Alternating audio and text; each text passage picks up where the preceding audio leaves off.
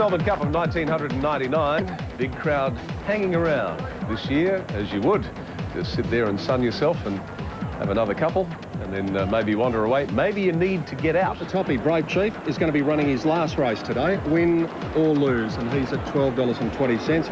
As we take a look through the tote figures, Jennifer, please enlighten us. Okay, I like number 2, Make a Scene. He's a much better horse on the firm track. He had no luck at Cranbourne at 2 starts ago, and then he was beaten by 5 lengths in the Coonji. Now he comes onto the firm track here. I think he's got a terrific chance. One to keep an eye on, particularly with the betting here, is number 13, Classic Surprise. Horse over from New Zealand, owned by some pretty astute judges, so I'd watch him. And number 6, Honourable Mention, I'll put him to 3rd. Well, I've gone for Brave Chief, but I reckon Make a Scene's probably a good thing, not only because you've tipped it, but because I've tipped it second. And my second selections today have won 5 races. So it's probably a good thing. And with the weight of your expertise on it, well, I think it might just about win. Yes, Brave Chief is running his last race here today, and he has been turned out magnificently by John Ledger. He does look great. He's got an awesome record at Moonee Valley. He's won 6 there, but he's had 8 starts here at Flemington for no placings. An unusual record too, 37 starts for 12 wins and no placings, but he's certainly fitter and he's some sort of chance. You like Make a Scene, number 2? Yes, a horse that does need the dry track and unlucky at Cranbourne and should run well here. Stormy Jim, number 3, Jason Patton. Yes, a 9-year-old now, but has been racing very, very well. The 1800 metres will suit here. He is a winner over that, and he's a chance. What about the horse named after that Collingwood goal-kicking legend, Peter Dacos? Dacos is his name, and he's ridden by Kieran McAvoy. I thought he might have been a little bit flattered at his run at Moonee Valley there. It was a fast-run race there. I'd say a place chance only. Well, if he tries as hard as his namesake, he'll go pretty well here. Number 6, Honourable Mention, Brett Preble for David Hall. Could they make it 4? Not out of it, that's for sure. This horse never, ever runs a bad race. Ran on strongly at Seymour, and I think it's a good chance. We spoke to Stevie Baster before. Can he get some consolation here with number 10, Depeche Mode for Peter Hayes? Well, Depeche Mode gets in very nicely weighted with 51.5 kilos, and I think this horse has got a good chance for that reason. And news from the ring is that number 13, Classic Surprise, has been very heavily supported. Another one of the Peter Hayes runners, Eddie Wilkinson, the rider. Quite a nice type, Peter, coming over from New Zealand. New connections here. He was sweating up quite a bit in the mounting yard. That's my concern, so we'll keep an eye on him, but must be rated a chance. Jennifer, the last trifecta, please, just before we do. Number 15 is Dubourg, Larry Cassidy for Paul Perry. Badly drawn here in Barrier 18, but certainly not the worst in the race if you're taking a trifecta. What's your try? My try is number 2, Make a Scene, from number 13, Classic Surprise, number 6, Honourable Mention. Well, I hope that Brave Chief, number 1, goes out a winner in his 38th and final race start today. They're on their way to the gates for the running of the last event, the Hong Kong Jockey Club Plate. We'll come back to fabulous Flemington on Melb Cup Day 99 after this.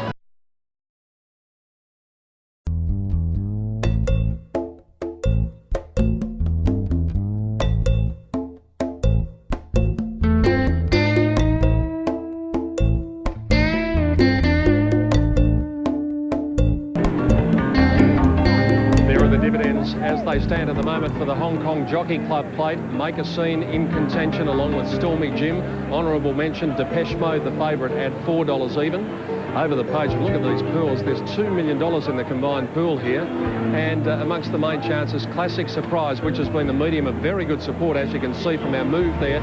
It's come in $5.90. Well, it has been an absolutely delightful day weather-wise. I hope you've managed to make a profit in the punting stakes or maybe win a sweep. But importantly, I hope you've enjoyed our coverage. And don't forget, we'll be here on Oaks Day and also on Emirates Stakes Day on Saturday. And that applies to our viewers in the United States as well, who will be with us for every minute of our great Melb Cup Carnival. Here are the selections in the last. I've gone for Brave Chief. Hope he goes out a winner. Make a Scene from Jennifer. And a bit of a variation of opinion with Honourable Mention getting just that from a few of our experts. All right, there's the scene at the gates, 1,800 metres. They've got a pretty good run of 400 metres before they make the turn. And as they continue to fill the gates, let's go up to 2 gentlemen who've done a wonderful job today, Gary Willits and Dan Malicki. And Gary, it'll be a Melb Cup Day that's talked about for a few more days to come yet. I have no doubt about that. Oh, I would think so. I think the stewards will be having a long night here tonight. And, as I said, Jim Cassidy, how he stayed on the hind, I don't know. It was gone, but got back up again.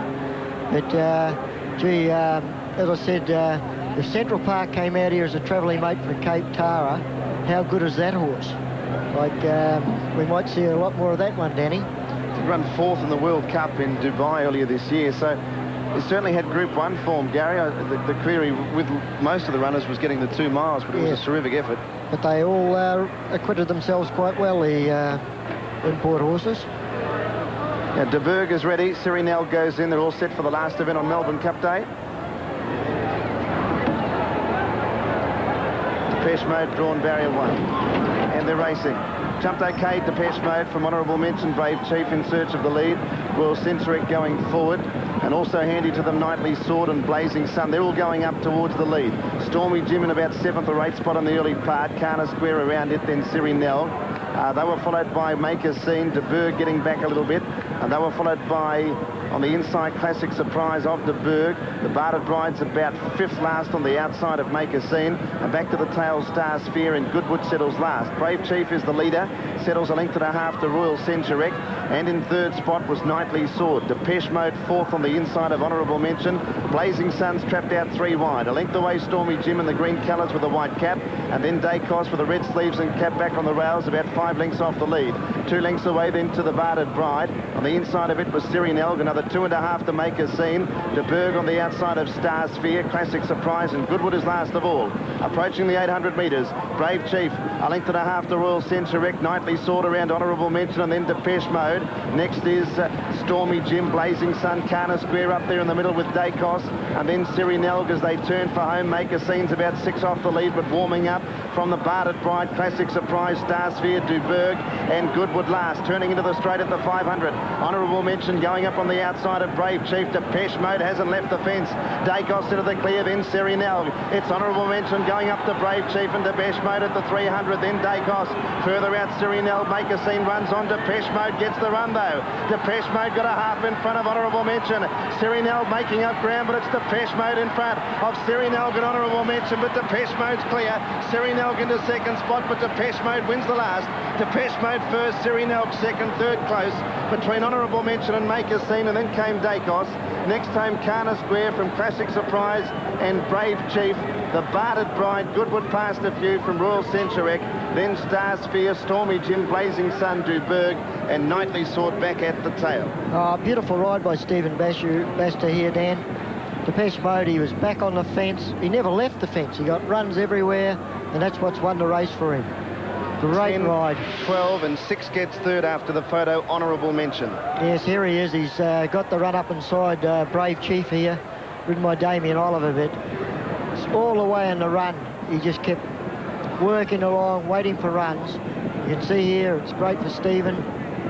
He would have been disappointed with his run in the Cup on Labille, but he's bounced back here with a winner, and that's what good jockeys have to do. Make a Scene in the pinks, run on late. Sirinel there in the centre in the blue and black. Got home and ran 2nd. And Make a Scene worked home to just might have got, no, it hasn't quite got up for 3rd. 4th in Make a Scene, number 2, and 5th in was number 5. And that was Dacos who looked to have its chance. But Depeche Mode, once he got that gap, was full of running. Stephen Basta punched him through, and he was able to hold his rival. Sirinel, the only one to really bridge enough ground off him. Honourable mention looked to have its chance. Yes, honourable mention. You know, he seemed to get up there pretty quickly. I thought he'd run home a lot stronger than what he did. But this was a very good ride. There's a great shot of Stephen Basta. As I said, he would have gone out in the Cup thinking he could win it.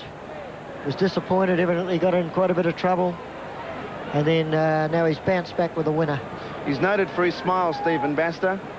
And he comes back and he'll have a grin from ear to ear. There's no doubt about that, Tim. Yeah, thanks very much, Danny. We're about to run out of time here, so we'll come back. You international viewers, we really hope you enjoyed the coverage. Got a lot of emails. By the way, we think the one from Antarctica was they haven't lent us. From Mawson Base. I think I called it Moreton Base. It's a long way from Moreton Bay to Mawson Base. It is. But for sending us the emails, thank you very much. Now, the Melbourne Cup, she was a rough old race. You too? It was definitely a rough race. Now, the stewards will be doing a lot of work on that one. I think David Harrison might be in trouble there. Yes. The postscript is going to last well into the night here at Flemington, Tim. I think that's going to be the big story over the next couple of days. But let's not forget one thing. JB Cummings, 11 Melbourne Cups. He is the master. Horse finished the race like it finished the McKinnon. He's just brilliant, isn't he? Beautiful ride by Johnny Marshall, too. Yeah. Yes, what he can do with a horse, and also that age too, 7-year-old. All right, well, it's been a magnificent day, hasn't it? The weather's just been perfect and the racing great, and the crowd, 104,000 and a bit, that just gets bigger and bigger and bigger and bigger. We will see you on Oaks Day. That's the next time we're back here. And, of course, Stakes Day is on Saturday, 11 to 5, both those days. We get another hour to sleep in. And let me tell you something. We deserve it. Absolutely. Absolutely. I'm Tim Webster on behalf of all the team here. We'll see you Thursday. Hope you loved the Melbourne Cup.